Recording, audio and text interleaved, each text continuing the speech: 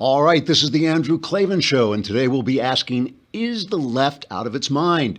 Yes, it is. Thanks for listening. We'll see you again tomorrow. Oh, no, wait, we're going to talk a little bit more than that, but we're starting again without our song and without a little comedy at the intro. Not to be somber and solemn, and it's not that this is obviously is a somber and solemn occasion when we're talking about all these deaths in Vegas, but, I'm not trying to peddle my emotions as mattering to you or making anything I say more important. That is the left's job, and they did it all through yesterday, and I have to tell you, when I look at this story, I'm seeing a story of mental illness, but it's not just the mental illness of this evildoer who opened fire for reasons we still don't know, but it also is the reaction to this from our entertainment, media, and political overlords on the left who really can't let 24 hours go by and let us mourn without trying to use our emotions to peddle their philosophy. And I think there's something wrong with that. That is not okay. And I'm not even going to argue about the guns. I'll say something about that, but I don't even want to argue about the issues.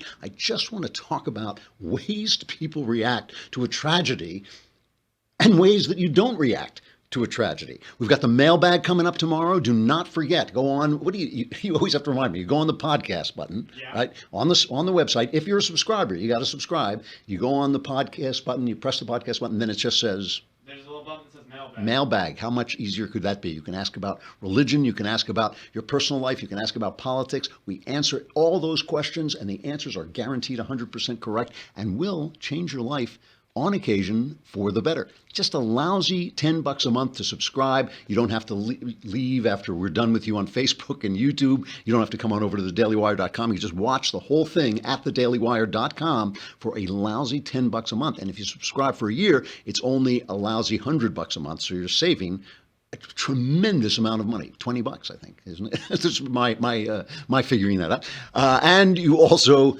get the Leftist Tears tumbler, which automatically fills with leftist tears every time Donald Trump makes a speech. Also, today we have Sexual Follies, and we have an author, Sean Smith, who wrote the Tactical Guide to Women. So I know we're going to do this with Jess in the room, and she's going to grade him afterwards and tell us whether or not he actually knows what he's talking about. Plus, it's autumn. Did you realize that? It's fall. It's October. My God, it happens so fast. You know what that means? In California, it means the temperature goes from 75 to 74, I think, and a leaf. William Faulkner said, one damn leaf falls in one damn canyon, and they say it's autumn. It also means your Starbucks coffee starts to taste different.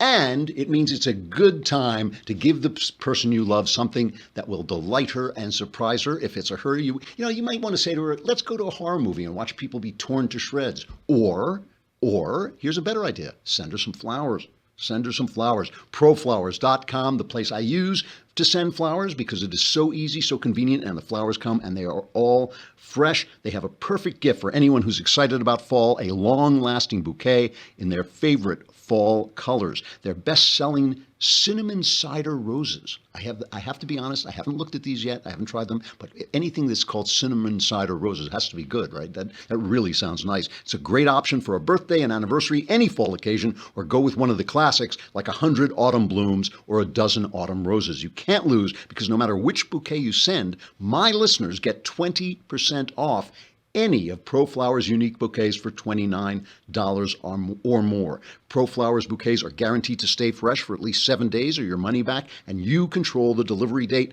They give you more bloom for your buck, big, beautiful flowers, more stems for your money, and long-lasting freshness. I have used this for years and years and years. I mean, maybe it feels like about 10, 15 years I've been using ProFlowers.com because it's just so easy. And I'm a guy who forgets things, so it's usually like the day before my wife's birthday. I think, proflowers.com. To get 20% off all bouquets of $29 or more, go to proflowers.com and use my code AK at checkout. That seems easy. I was going to say, how do you spell that? AK. And it's important to us because it tells them that you are listening to the show and you're answering the ad, so it helps us a lot. If you go to proflowers.com, use the code AK, you will get 20% off all bouquets of $29 or more. A great way to celebrate autumn. So, I'm going to say some things about mental illness today, and I don't want anybody to take this as an attack on the mentally ill. most mentally ill people are harmless, but there are kinds of mental illness that are not harmless. Obviously, this guy, Stephen Paddock, who opened fire, you can say we don't know what his motives are yet. Everybody's speculating. ISIS has claimed credit twice. They've claimed credit twice, but law enforcement says they can't find any connection between the guy and any religious or political organization. There's some people posting stuff saying they saw him at an anti-Trump rally. We don't know that. People speculating, all kinds of speculating. We just don't know anything about it. We just don't know. He was some kind of gambler, it seems like. Apparently had millions of dollars, but we really don't know. So let's start from a baseline of what's a sane response to a terrible, terrible tragedy like this. And it is a terrible tragedy, and we've seen a lot, and we've been through a lot these last few weeks. These are the hurricanes and all this stuff going on. It's just been a lot of stuff, a lot of tragedy to take in. Here's Sarah Huckabee Sanders, the presidential spokeswoman, talking about the first thing she does is she pays tribute to all the people who did wonderful, heroic things in this moment. And the reason this is important, and obviously she gets very emotional, we've all been very emotional during this period. You can't read about this stuff without tearing up. But the reason it's important to remember this is because one guy can cause so much damage. As we saw on 9/11, just a handful of people can cause so much damage, so much tragedy. But think about the fact that instead of entropy constantly wearing away our society is constantly building up. It's constantly getting bigger, better. Technology is improving. They're giving Nobel Prizes to people who've made wonderful, this week, to people who've made wonderful discoveries about the way we age, things that's going to help cure diseases in the future. People are doing wonderful things, building stuff, loving each other, creating children all the time. And the reason this is news is because it doesn't happen all that much. I mean, I know it seems like it happens a lot, but it doesn't happen all that much. So here is Sarah Huckabee Sanders paying tribute to the heroes of Las Vegas. This is cut number 2. One man, 29-year-old Sonny Melton, had traveled from Tennessee to Las Vegas for the concert with his wife, Heather. When the bullets began raining down from above, Sonny shielded her from danger, selflessly giving up his life to save hers. They'd been married for just over a year. Others risked their own lives to save people that they had never met. Mike McGarry of Philadelphia laid on top of students at the concert to protect them from the gunfire. They're 20, I'm 53, he said, and I've lived a good life. Lindsay Paget and her fiance, Mike J., fled for cover during the attack and immediately returned to the scene with their pickup truck to help transport the wounded to nearby hospitals. Gail Davis, who was attending the concert with her husband, said she owes her life to a brave police officer who instinctively served as a human shield, protecting her from harm. Sadly, multiple police officers, both on duty and off duty, were among those killed or injured. But what these people did for each other says far more about who we are as Americans than the cowardly acts of a killer ever could. The Gospel of John reminds us that there is no greater love than to lay down one's life for a friend. The memory of those who displayed the ultimate expression of love in the midst of an unimaginable act of hate will never fade. Their examples will serve as an eternal reminder that the American spirit cannot and will not ever be broken. In the days ahead, we will grieve as a nation, we will honor the memory of those lost as a nation, and we will come together, united as one nation, under God and indivisible. So what's it take? 24 hours. That's all. That really is what we're talking about. For the first 24 hours, that's really all we need to talk about. Immediately, a reporter goes to the gun control agenda, and it is like clockwork. If they don't have to tell us how wonderful Muslims are because a Muslim was just killed people, if they don't have to blame the GOP for every neo-Nazi loon who wanders around and kills one person and then do weeks and weeks and weeks of reports about the white supremacist threat that virtually doesn't exist in this country. If they don't have anything else, if they don't have to make excuses for the Bernie bro and tell us how it wasn't Bernie Sanders' fault that the guy opened fire, they go to gun control because this is what they want. This is a big deal, and we're going to talk about this a little bit, but it's just the lack of restraint. I just want to talk about what is going on in the guy's mind that he has to go there today. It's not like he's not going to be there tomorrow. He's going to be there tomorrow. Sarah Sanders is going to be there tomorrow. He's got to go there today and listen to the sanity of Sarah Sanders' response, which is the only response, the only rational response you can make. Listen to the question, listen to her sane answer. Many times when these horrible massacres occur, it leads to questions about gun control. Has this particular massacre made the president think anything more about pursuing tighter gun laws, such as background checks, to prevent massacres like this from happening again? Look, this is an unspeakable tragedy. Today is a day for consoling the survivors and mourning those we lost. Our thoughts and prayers are certainly with all of those individuals. There's a time and place for a political debate, but now is the time to unite as a country. There's currently an open and ongoing law enforcement investigation. A motive is yet to be determined, and it would be premature for us to discuss policy when we don't fully know all the facts or what took place last night. So that, of course, is rational. Why is it rational? Because the time, how about in your own life? Is the time to make decisions about your own life, about the policies of your own life, when you're upset, when you're grieving? When they tell you if somebody you love dies, you should wait a year. If somebody you're very close, like a spouse, dies, you should wait a year before you make any big decisions because you got to calm down, you got to get rational. Isn't that? But the left has an expression, right? Don't let an emergency go to waste. Don't let a crisis go to waste, because they are playing off emotion. But the thing is, they're not just playing off your emotion, they're playing off their own emotions. And that's one of the things I'm going to talk about. Now, why do you wait? You wait to get the facts. Listen, I'm not a gun nut. I shoot sometimes. You know, I own a gun, but I'm not a person who like worships at the altar of guns or anything like that. I understand that there are debates to be had. This guy apparently had some gizmos that helped turn semi-automatic weapons into automatic weapons. If that should be illegal, I'm willing to debate that, but not today. Not today. Why? Because we got to see, did he break any laws?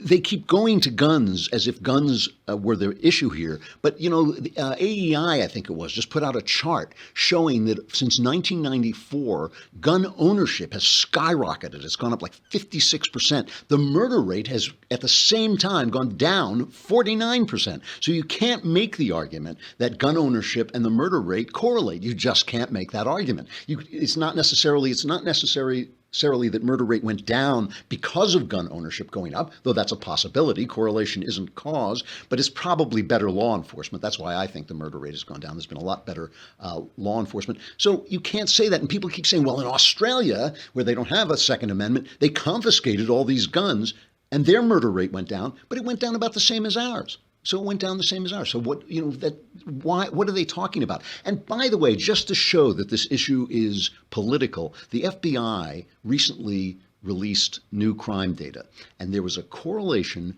of where murders spiked and where Black Lives Matter had been most active, what Heather McDonald calls the Ferguson effect. So why aren't they worried about that? Why aren't they saying, hey, you know what, we got to stop this Black Lives Matter stuff. We got to stop CNN from going on and saying hands up, don't shoot, when that never happened. We got to stop this, because when they pull the police out of these neighborhoods, people start to die. They're not talking about that. It's all agenda. It's all agenda, and it's all emotion.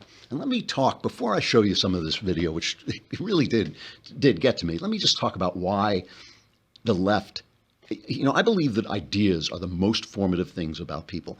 I believe that when we're talking about black people, for instance, in this country, we're not really talking about black people. I don't care what color they are, because a lot of the dysfunction that you see in poor black communities, you see in poor white communities. You're talking about the ideas that are in people's heads. That is what forms them. The ideas, the religious ideas, whether you're an atheist or a religious person, that idea forms you. All kinds of, whether you grew up under freedom, that forms you. Whether you believe in top-down government or bottom-up government, all these ideas are what make you who you are. Now, a while back, just 2 weeks ago, was it, we had the philosopher Edward Phaser on, and we were talking about Aristotelian ideas of natural law that begin with the idea of what things are for. How can you know what's good or bad if you don't know what a thing is for? How can I know whether I should use this, corkscrew to open a bottle, or, stick it in my eye, unless I know what the thing is for? And it's the same thing with human beings. If you don't know what a human being is for, if you don't know what his ultimate goal is, if you don't know what good life you're aiming toward, then you can't know whether something is good or bad, because you can't know whether it's advancing you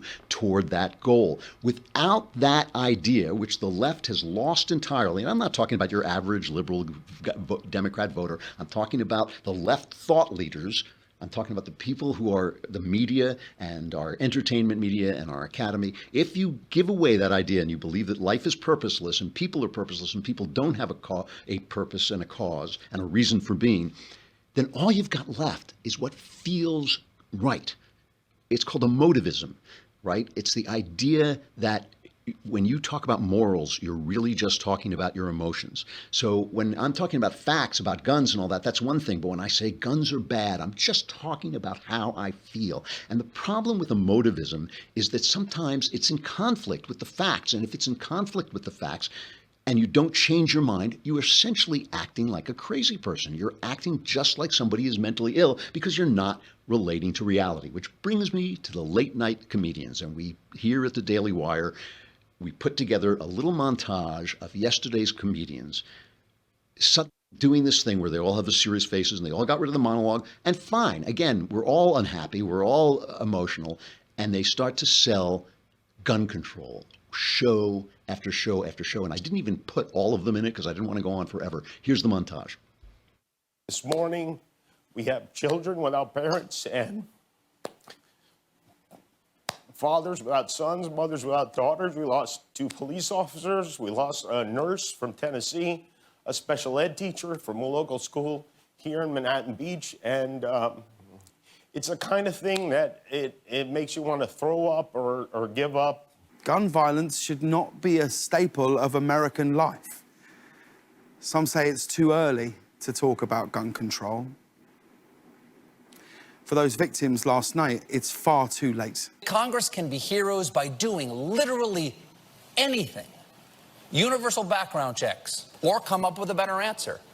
Enforce Obama's executive order that denied mentally ill gun purchases, or a better answer. Reinstate the assault weapons ban, or come up with a better answer. Anything but nothing. We've talked about gun violence on this show before, and I'm not sure what else I can say. I also know nothing I say will make any difference at all. But to Congress, I would just like to say, are there no steps we can take as a nation to prevent gun violence? Or is this just how it is and how it's going to continue to be? Last night, the White House Press Secretary Sarah Sanders said this is not the time, or actually it was today, this morning, she said it was not the time for political debate. And I don't know, we have 59 innocent people dead. It wasn't their time either. So I think now is the time for political debate. So, first of all, I used to have a girlfriend who cried every time she wanted something. Now I just have Jimmy Kimmel. Like, how often is this guy going to use his tears? We're all in tears. We're all upset. We're all, but why does that doesn't make you a better person. It doesn't make you, sure, it makes you a human being, and I'm glad you're a human being, but it doesn't make your points any better. It doesn't make your ideas any better. And this idea that, yes, we must act now before people forget, before they become unemotional. No, the exact opposite is true. The exact opposite is true. We should wait. We're dealing with an important right. The right to bear arms in this country is important because we're a bottom-up country. We are a place, theoretically, I know the left doesn't like this, but theoretically the idea is that the guy in his general store in the Midwest and the guy in his big office in New York are the bosses of themselves, right? And the government is given certain limited areas that they can control. Now, I know we're losing this to this massive bureaucracy called the deep state, and this is part of the reason I think people get so angry, because they don't even know who to blame sometimes. But that is the idea, and guns protect that right. We don't have guns. The Constitution didn't allow us to have guns because they wanted us to go hunting.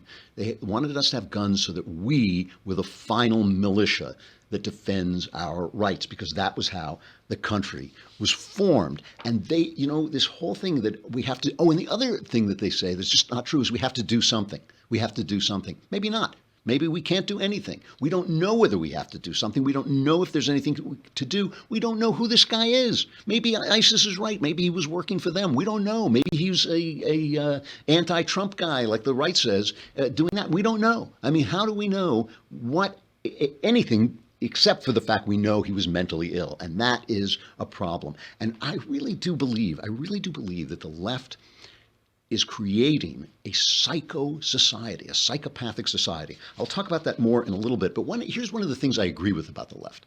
Yesterday, we were talking about the media, and the media was saying, Bob Schieffer, I think it was saying, yeah, we have all this news, we're overwhelmed with news, we're overwhelmed with social media, but we don't know what's true and what's not true. And I have to say, this is true, and this is the reason you have to read deeply about everything. And what helps you to read deeply are going to the people who actually spend money to send out reporters and cover the stories. And a lot of those places happen in magazines. And Texture.com is an app that gives you so many magazines. It is one of the most addictive apps I have ever looked at. I always joke whenever I do this ad that I'm basically selling you heroin, because once you go into this thing, you will not come back. It just has incredible depth and incredible variety of magazines for a really low price. Let me just read you some of the titles. It goes everything from People, Esquire, Time, Reader's Digest, National Geographic, Sports Illustrated, Entertainment Weekly, Forbes, Vanity Fair, Vogue, Fast Company, Rolling Stone, Cosmopolitan. You heard that. There's some left-wing stuff in there. There's some right-wing stuff in there. But these are people who are responsible so that you can see on the page and judge for yourself whether you are getting the truth or not. It's searchable. You can mark anything you like and check out back issues, view bonus video content, and they even curate articles and magazines just for you or whoever you're giving Texture to as a gift this year. Texture is normally $9.99 a month, and you get over 200 magazines for that. So $9.99 a month is that's a really good price for over 200 magazines. If you sign up right now at texture.com/Klavan, you get Klavan, texture.com/Klavan. You get a 14-day free trial. Try it, because what'll happen is you'll go in one day and you'll look up and it'll be 14 days later and you'll think, yeah, this is pretty good. I like this. So why subscribe to just a couple of magazines when you can have all of your favorites on your smartphone or tablet all the time for way less? Plus, Texture was selected as one of Apple's top 2016 iPad apps. So start your free trial now and download the Texture app. Texture is offering my listeners 14-day free trial when you go to texture.com/Klavan. 14 days to try Texture for free at texture.com/Klavan. Let me say it one more time, texture.com/Klavan. It is so addictive and you will really enjoy it. We got the mailbag tomorrow, so I want to remind you of that. But we have to say goodbye to Facebook and YouTube. Oh, we also have, we have Sexual Follies today. And today we're going to have Dr. Sean Smith, who's a clinical psychologist who has written the Tactical Guide to Women. So you're going to want to stay tuned for that at the end of the show. If you want to continue listening, you got to come over to thedailywire.com. If you subscribe for a lousy $10 a month, you can watch the whole show at thedailywire.com. If you subscribe for a lousy $100 for the entire year, you get the Leftist Tears tumbler. It keeps your leftist tears cold. It keeps them hot, however you like your leftist tears. I don't really like to drink the tears of leftists, but they're just so good I have to. Come on over to thedailywire.com.